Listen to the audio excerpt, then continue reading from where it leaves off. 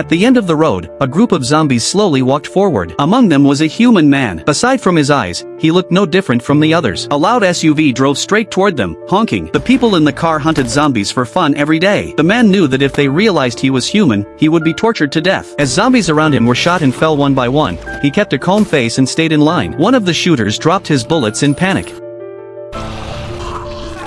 Another man was dragged down by zombies, and his teammate drove off, leaving him behind. The man kept pretending, not knowing someone had already noticed something strange about him. He collapsed from dehydration. 3 people watched him from a distance but didn't help. In the apocalypse, survival came before kindness. A heavy rain woke the man. He opened his mouth and drank the water. Then he walked to a small town. He hadn't eaten in 2 days. He needed to disinfect his wound, but the pharmacy had been looted. He had no choice but to wrap the wound with duct tape. Just then, the same 3 people walked in with guns. They were the ones who had ignored him the day before. The man quickly said the wound was from a dog bite, not a zombie bite. The woman in the group checked it, then gave him a little water. They brought him to a clinic. While disinfecting the wound, the doctor asked why he had been walking among zombies. The man said he was looking for a place where zombies were not treated like monsters. The doctor said nothing. He opened the door. The man stepped outside and couldn't believe his eyes. The town was lively. People were shopping, working out, and kids were playing happily. It was the kind of place he had been searching for. That night, he had the best sleep since the end of the world began. But the next morning, the streets were completely empty. He walked for a long time and saw a little girl crying and calling out to her father. Looking up,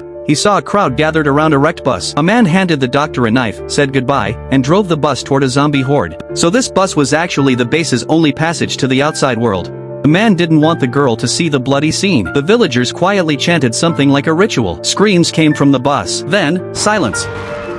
The woman who had helped him found him again and brought him to the bus. When he asked what was going on, she answered coldly. Then she walked straight into the zombie horde, covered herself in blood, and signaled him to stay quiet. They were going to trade supplies with another base. On the way, the man learned that the doctor was the leader of this base. He was a devout believer. He had once been bitten by a zombie but didn't turn, which made others trust him. The rule of the base was simple. If someone got bitten, they had to be sacrificed so that their family could stay safe. Do you agree with the doctor's rules?